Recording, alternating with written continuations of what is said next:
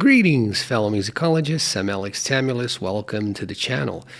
Well, it's a time to celebrate 39 years of peace of mind. I wanted to celebrate it a couple of days ago. I wasn't able to because of work, but today I got 39 conspicuous reasons to share with you, and the list is in no particular order. Everything about the album was great, so I ask you to stay tuned to check the whole list. Well, let's go to number 39. Well, the album was the first to feature the one-of-a-kind, the charismatic, all-around, phenomenal drummer, Nicko McBrain. Number 38 is the departure of Clive Burr, another monster of a drummer, the guy who came up with the drum parts for Run to the Hills from The Number of the Beast. 37, the classic lineup. For many Maiden aficionados, the lineup that went into Peace of Mind with our bass troubadour, Steve Harris, the opera bellower, Bruce Dickinson, the duo of guitarists, Dave Murray and Adrian Smith, and drum octopus Nicko McBrain still remains as the classic and ultimate Maiden lineup. Number 36, lauded by many as their best album. Imagine being in that vast discography that gives you an idea of the song collection that we have here. So, favorite album of many people. Number 35, the drum opening on Where the Eagles Dare.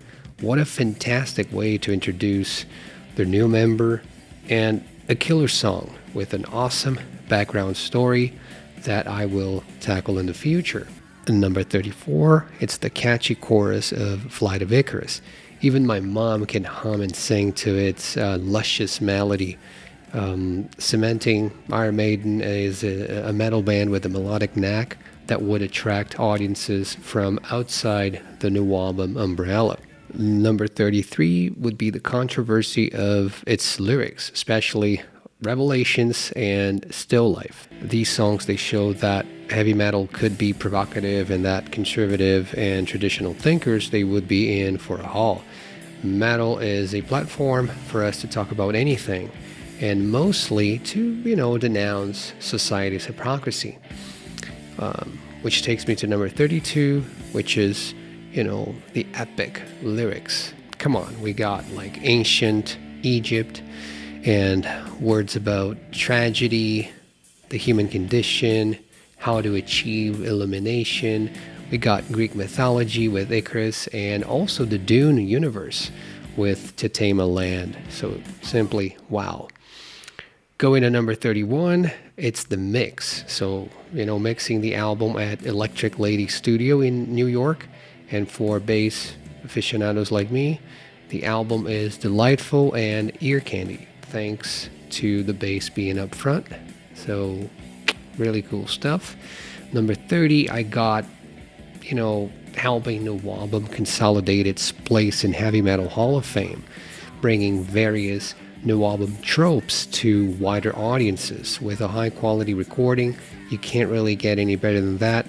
The subgenre reached its peak in 1983. 29, the World Peace Tour. Their first full headline world tour included 21 UK dates before heading to North America, and it was here where the biggest jump was apparent, as the band headlined a string of huge arenas for the first time. Number 28, a joke to mock the traditionalists. At the beginning of the 6th track, Still Life, the band included a hidden message, which could only be understood by playing the song backwards. This was an intended swing back at the critics who had accused Iron Maiden of being satanic. Number 27, it's just food for thought. They wanted to name the album like that, so they were, transitioning from being like a raucous act to more serious thinkers, with deep subjects and more philosophy and history. So everything was being added to the plate, which takes me directly to number 26, the pun on peace of mind, which is a specific part of your mind, your intellect, your reasoning. So that's the peace. And by accessing that and letting it at the helm of your life, that's when you find true peace of mind, like the calm after the storm of thoughts. Number 25, bringing prehistory to its lyrical repertoire. They talk about nomad tribes in Quest for Fire, bringing images for you, to think about, like those monkeys from Stanley Kubrick's 2001. It's our imagination being taken to that specific moment in time. Number 24, the classic leather and metal outfits that carry resemblance with medieval suits of armor, indicating a certain inclination to war themes. Number 23, it's the consolidation of Bruce Dickinson as the model for traditional heavy metal. He's a traditional heavy metal vocalist. His aggressive singing voice, marked by an operatic style and a wide range. Number 22, well, the artwork for the single Flight of Icarus. I can't stress it enough how crucial this was for the consolidation of heavy metal art. And this is like looking at a Van Gogh sky, like it's the metal lore. It adds so much to the sound and to the words of Iron Maiden's songs. So congrats to Derek Riggs, as usual. He's kind of like the heavy metal renaissance artist. Number 21, the album was certified gold in July of '83, thanks to the success of Flight of Icarus, and by 1986, I think it had already gone platinum. Number 20, the fact that Saxon and Quiet Riot were opening acts on many dates. This helped heavy metal NWOBHM to reach wider audiences, making it even more popular. Number 19, the Gom Jabbar, also from the Dune universe. The Gom Jabbar test would determine whether an individual's awareness was stronger than their instincts. And if you listen to Peace of Mind, your awareness is heightened, is enhanced. Well, number 18, could only be the 18 guitar solos on Peace of Mind. They're all mesmerizing, especially the ones on To Tame a Land. Number 17 is still within the Dune franchise. The Phrygian vibes on To Tame a Land is just killer. You can picture sand dunes, a hot blazing sun, arid landscapes, and exotic creatures while you listen to the track. Number 16, Eddie's brain. Eddie's been lobotomized. That means that the brain's out there. It's manifested as those 9 songs on the record. So you can take the brain out, but the ideas will remain. The thoughts are materialized as songs. Number 15, the padded cell. It's a cell in a psychiatric hospital with cushions lining the walls. Eddie's been put there, obviously involuntarily, by society because they want to isolate him. The religious communities want peace of mind by removing his most important piece, the brain. Yet what they get are 9 powerhouse tunes that will be the anthems of the youth in the 1980s. Number 14, that Silence of the Lambs vibe of the dining table with Eddie's brain and the band. It's like, hey, here it is. You can have it. You're going to eat the ideas through the lyrics, through the melodies. Please just feast on it. Number 13, Derek's painting for the Trooper, issued in June of '83, a month after the release of the album. So a fan favorite. So why is he wearing that uniform? The song is about the charge of the Light Brigade. So he's wearing that uniform that the Light Brigade wore when they fought Russian troops in 1854. So it's a long time before World War II. We're talking Victorian England era here. Number 12, Where Eagles There. The lyrics, the arrangements, the vocal lines. What a phenomenal song. Just based on a novel, and also you got the movie of the same name. So, in order for people to fly where eagles there, you have to really be able to contemplate your possible demise. Number 11, Sun and Steel, based on the life of Samurai Miyamoto Musashi.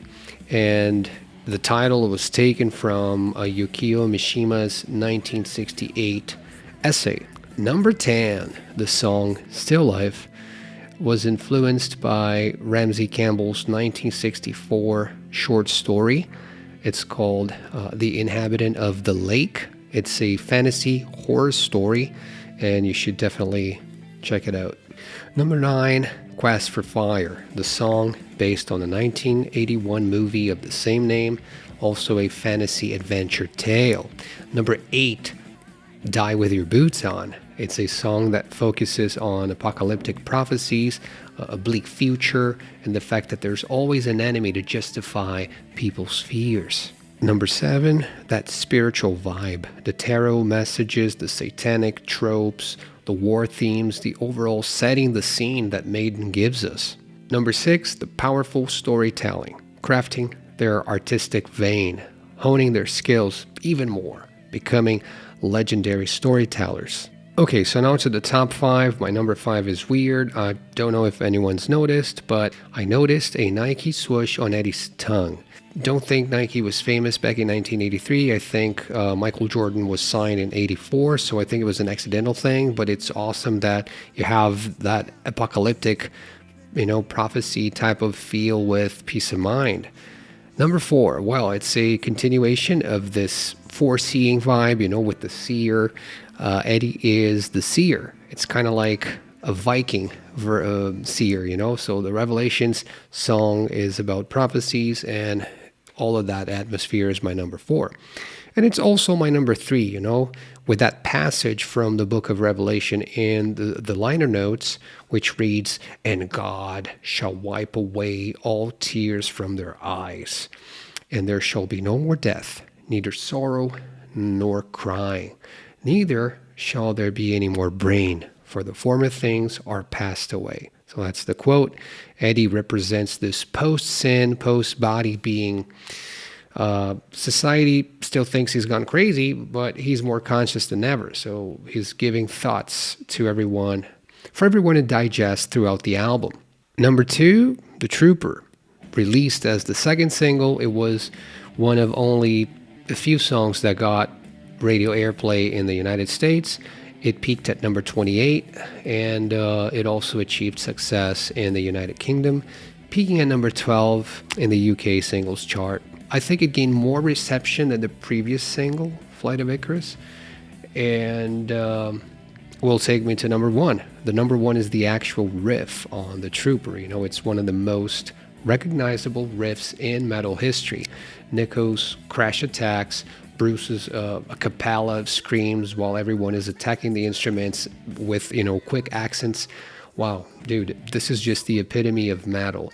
You got all tropes, all riffs, power chords, speed, stamina, harmonies, guitar duos, guitar solos, twin leads, war themes, like I said, screams. Everything you need is here, even like chants for the live crowd to sing, even like my mom and your neighbor, everybody can hum to the melodies.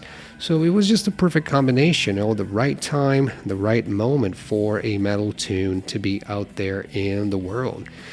What they wanted was to promote the genre to a wider audience.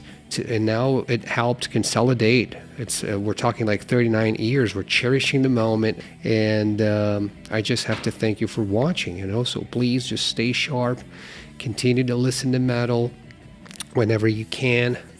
I'm signing out. Please subscribe and hit the bell button if you like this content. Bye now.